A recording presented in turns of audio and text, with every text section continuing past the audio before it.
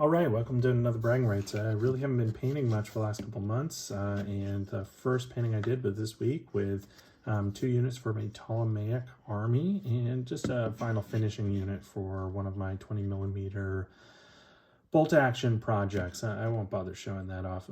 So I got some sand in there. I sand all over these miniatures. I did a new kind of slap job basic technique this time, and it ended up with a lot of sand getting caught in crevices. I still need to clean it out with some canned air. But anyways, I want to talk about these miniatures a little bit. These are from Relic Miniatures. These are from their, I think their Gallic Cavalry set. And I picked out some, in particular, models from that set for the riders. I do want to talk about the horses just real quick. These are the typical really high quality Relic horses. Since they're Gauls, they come with these horn saddles. One of the things I really like about Relic's horses, and I can say the same for a couple other manufacturers, but what I really like about their horses is they are strong at the ankles, strong at the tails, and those are 2 weak points with some other companies. So the Relic has you covered. Another thing I really like about these is the overall balance of the model.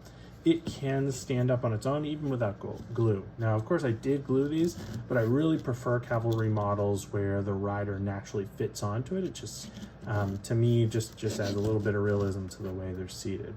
Now, these do come open-handed. They don't come with shields. You, of course, attach those on, and I put on broomstick spears into here. They fit perfectly. These shields, I did use Relic's transfers, although I messed them up pretty drastically.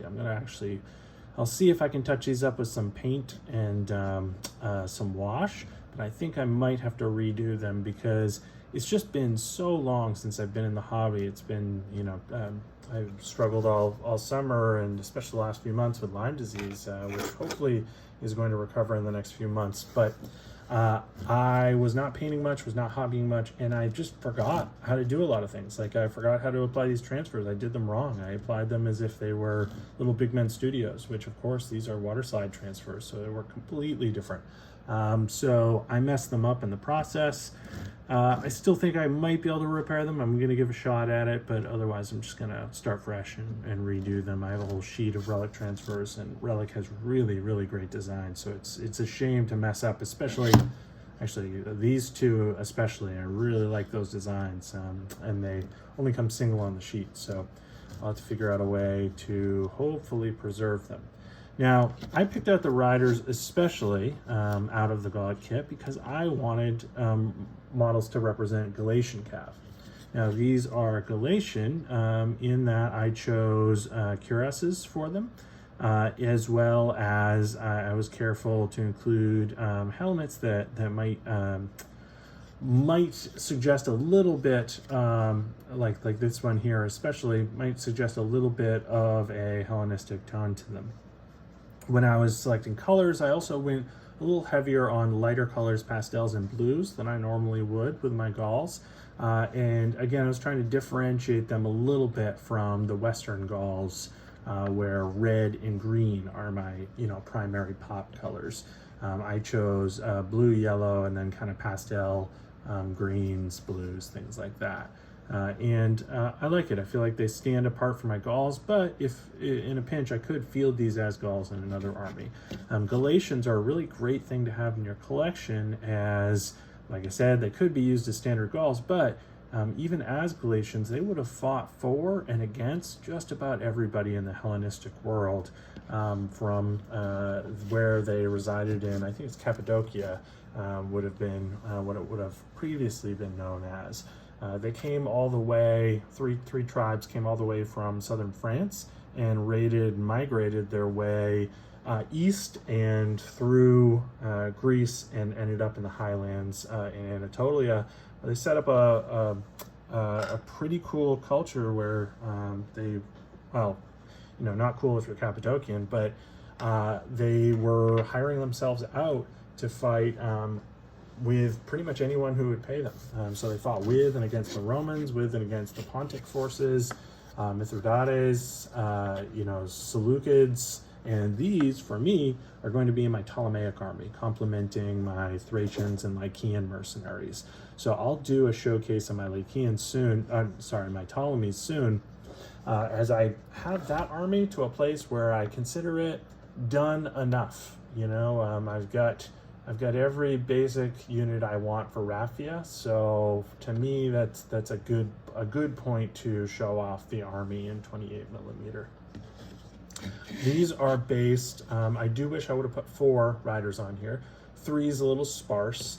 Relic has pretty slim, true to scale, realistic figure proportions, but that does make it a little sparse on a base like this. So I think 4 would have been better, or even squeezing 5 maybe, although that'd be a little too tight for me. These are based on Ironheart Artisans cavalry troop bases, and they work perfectly for not only Kings of War but also To the Strongest, where I play most of my historicals end up on a To the Strongest table. One last note I'll make about these is they mix really well with a lot of manufacturers, but I think there's 2 to look out for where you shouldn't probably mix them in the same unit, and that would be Victrix and Aventine. I think for those 2 manufacturers, absolutely fine to have them in the same army. You know, you got these 2 units. There's really no problem with these 2 units being in the same army, coexisting. I think they work fine. However, they really shouldn't be in the same unit because, wow, Victrix are just way out of scale. Those guys, even alone, those guys look gigantic on their horses. Their horses are big, horses are broad, and these guys are large on top of them. They got big, giant, bulbous heads, too. Relic has more realistic proportions, and I love the little mustaches that come on these guys. They're just like so perfect, like sticking out of their helmets. A great thing to they're begging for a little bit of orange or yellow paint. All right, well, that's it for this week. In the future, we'll come back with maybe cleaned up shields for the next time you see these guys. I'll also clean up a lot of the sand that you see in crevices here because of the basing technique I used. And I'll have the rest of my Ptolemaic force to display. I'll just mention really quickly, the new basing technique I used was really just for this army, because I started this army using sand and now I use basing gel, but I continued with the sand, and I started out by painting on a layer all over the base. So I just took one of these bases, completely covered it in a layer of Elmer's school glue.